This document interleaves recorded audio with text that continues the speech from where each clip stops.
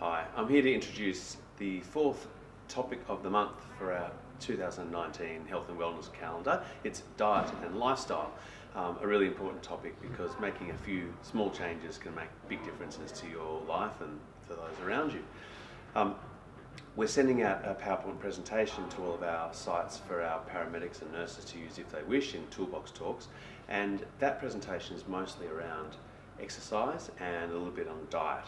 So with exercise, they're messages that you've probably all heard before. We all know that exercise is good for us. Why? Well, we know that firstly it's a great mental health protector.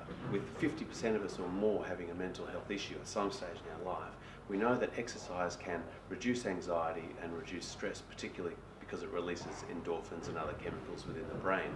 One of the other things it does is improve memory and cognitive function in general, and they did some research with mice and men, but I don't know what happened to the women, where vocabulary was increased dramatically through exercise, regular exercise. So what is regular exercise? Well, again, it's different for everyone, but at least 30 minutes most days. If you could do 30 minutes of relatively moderate intensive exercise, and that means getting a sweat. A walk, they say now, is not good enough. So just going for a walk for 30 minutes, it's good, it might be good for mental health, but it's not going to do much really for cardiovascular improvements or other benefits. So try and get out there, get a little sweaty, 30 minutes, 4 or 5 times a week would be great. The other topic in this month is around diet, and look, everyone's got their thoughts around what is healthy, what is not, and whether it's paleo or high carbs or whatever you want to do. I think I'm not going to get into that necessarily. What I will say is that everything in moderation is generally important. Those of you who have ever read books by Michael Pollan, who's a food journalist, I think he comes up with some great common sense tips, and a few of them are: don't eat anything that your grandmother wouldn't recognise, and so that means just all this processed stuff, which your grandmother would never have seen, is probably not going to be useful in terms of what it does for your ongoing health. Try and eat foods that have less than 5 ingredients in them, because it just means you're not getting a lot of processed and chemicals and flavourings and colourings in there, and you're just actually eating food.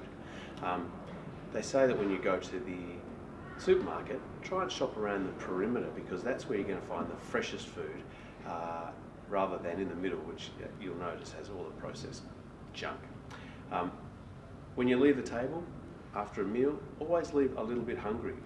That's not the habit of most Australians. We stuff ourselves at meal times and are always full. So if you leave a little hungry, which a lot of cultures throughout the world actually practice, you can improve your health overall and certainly your weight.